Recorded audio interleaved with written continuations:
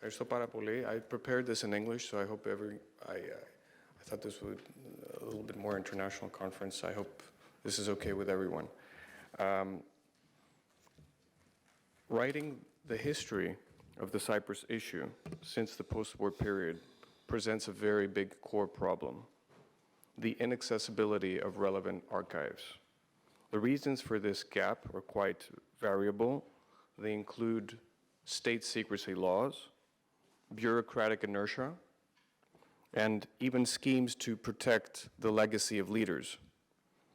The anti-colonial struggle's clandestine nature also contributed to this secrecy. As a result, historians rely heavily on British and American diplomatic archives.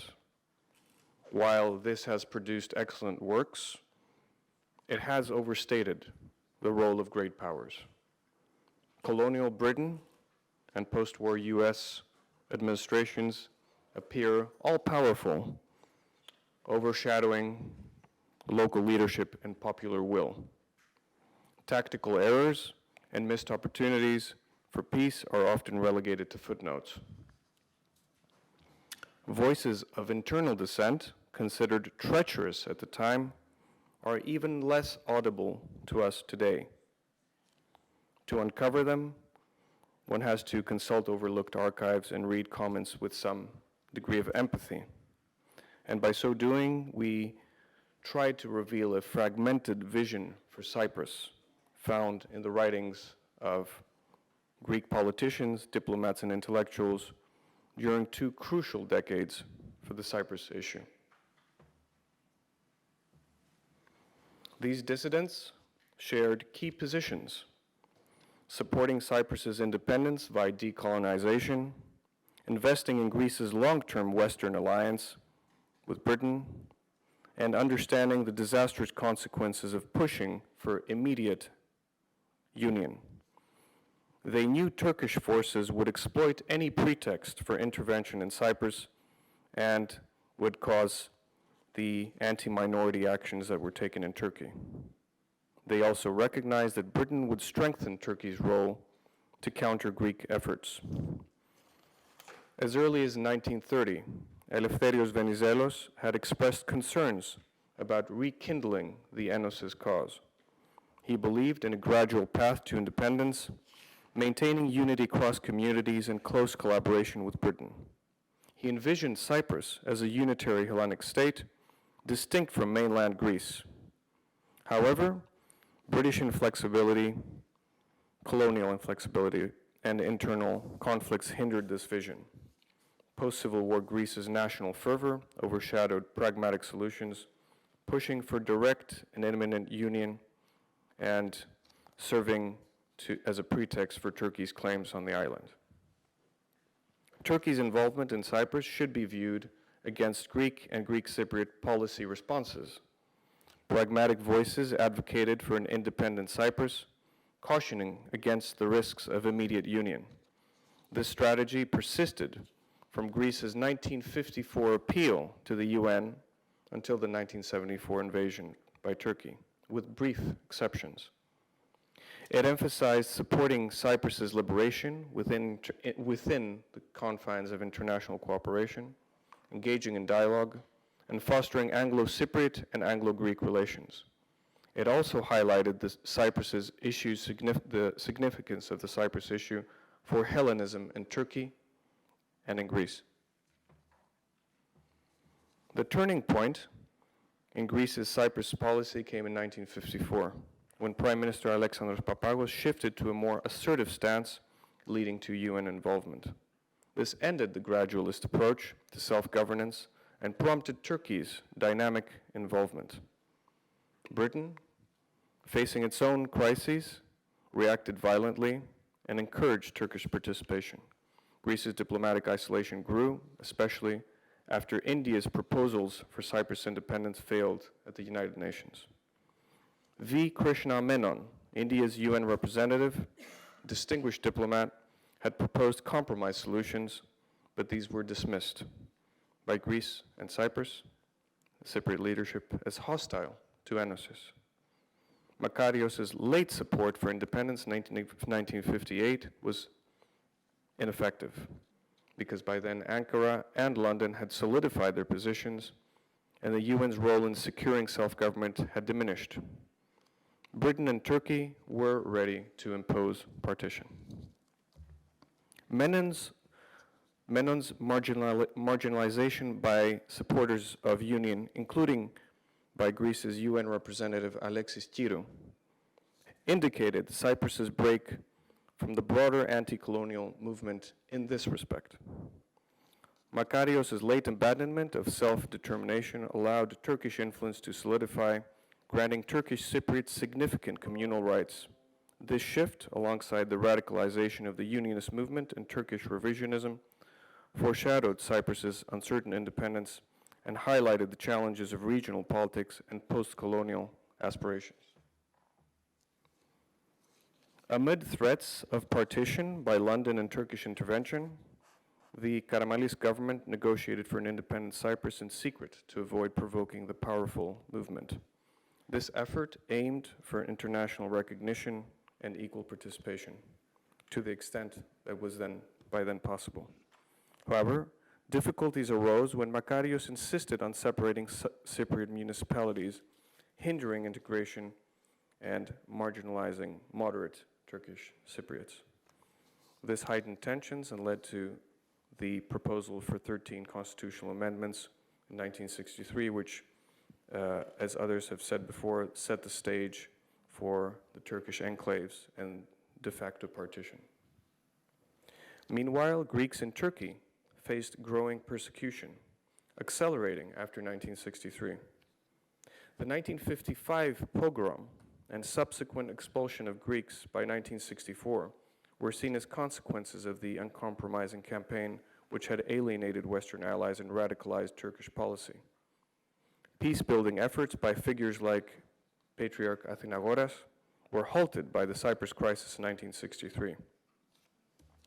Evangelos Averof had warned Makarios about the risks of a radical Enosis approach, predicting dire consequences for Greeks in Turkey. However, he had dismissed these concerns, viewing the Greek presence in Constantinople as already stagnant. Athens, in contrast, continued to see this community as an integral part of the national legacy. Pragmatists argued that independence and peaceful coexistence could ensure Cyprus's prosperity and improve Greek-Turkish relations. Greece's leaders had long struggled to balance national consolidation with external liberation movements, and this tension has been evident since the very beginning of the Greek state's establishment. This is an issue which we will not go into here. By the 1950s, Greece was too weakened by war and civil conflict to gain the Enosis movement's trust or adapt its cause to the post-war decolonization movement. Dissenters like Angelos Vlachos and many others opposed the campaign for imminent Enosis, advocating for a more flexible approach. They drew inspiration from Ioannis Dragounis' vision of leveraging Hellenic communities' soft power to establish a transnational role for Hellenism. Vlachos, in fact, cited Konstantinos Kavafis' poems to support the idea of what he called judicious integration, stochastikes prosarmogές, arguing that Greek Cypriots should develop independently into a second smaller Greece.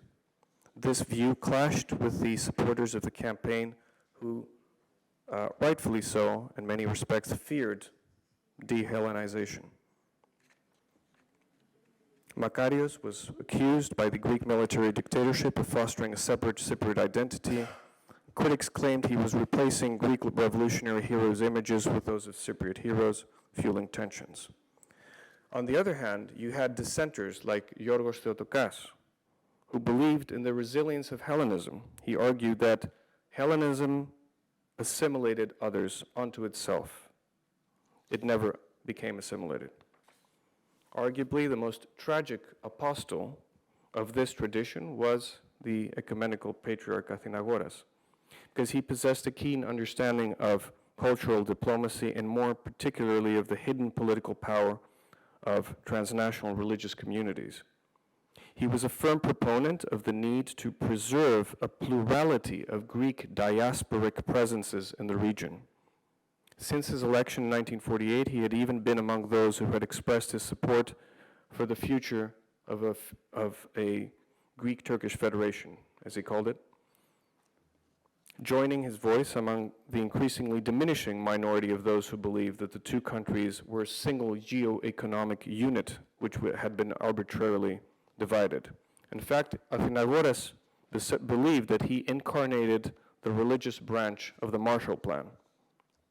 He saw himself as the bridge builder between Greece and Turkey, which under American tutelage acted as a natural bulwark against the Soviet threat. Once the Cyprus dispute broke out and Greek-Turkish relations broke down, his flock was forced to flee en masse to Greece, and this federalist ideal was shattered.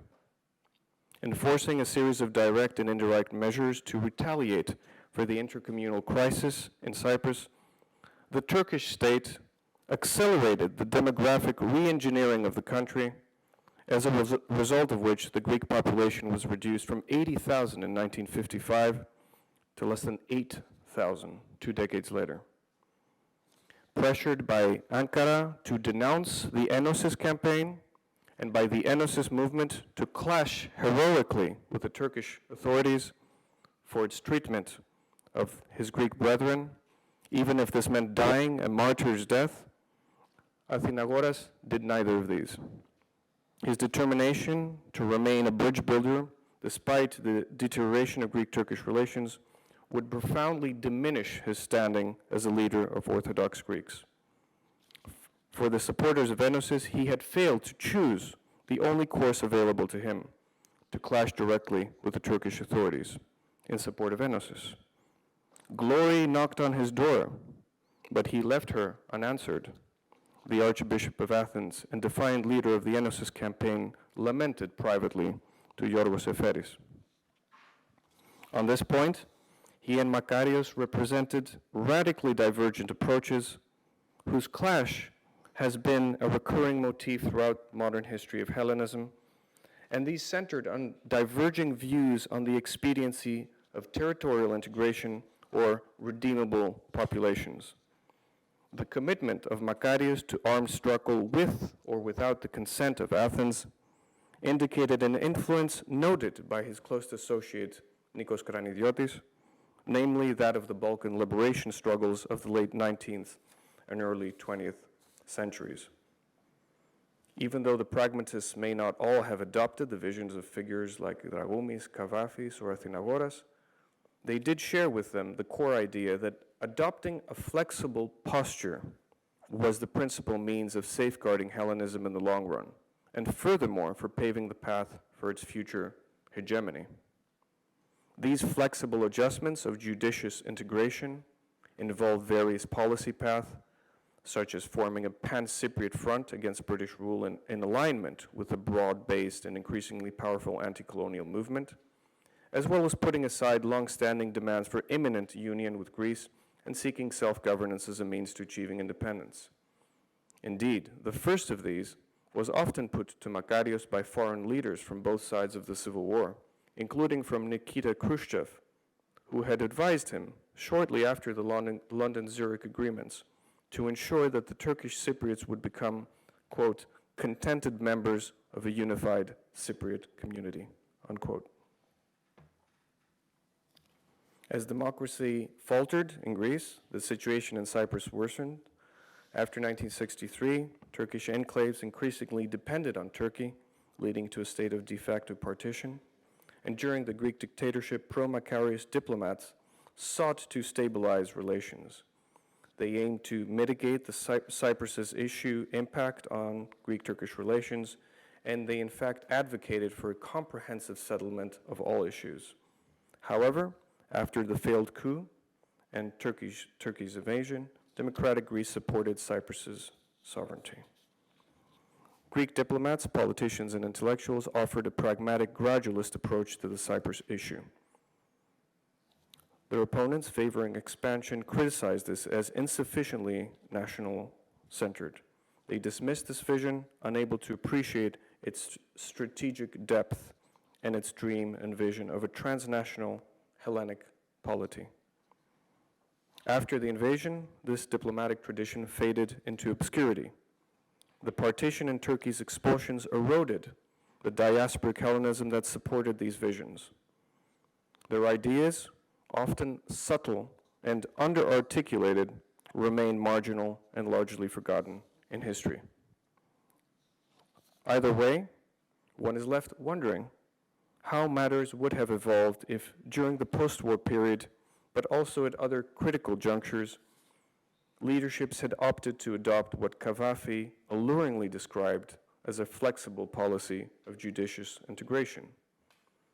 Would they have managed to accommodate, politically, socially, culturally, a multiplicity of flourishing Hellenic communities which lay outside the purview of the state's territory?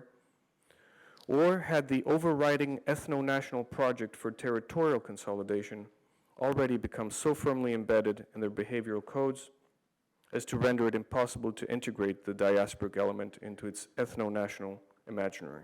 Today, we're only left to ponder over such questions. Thank you.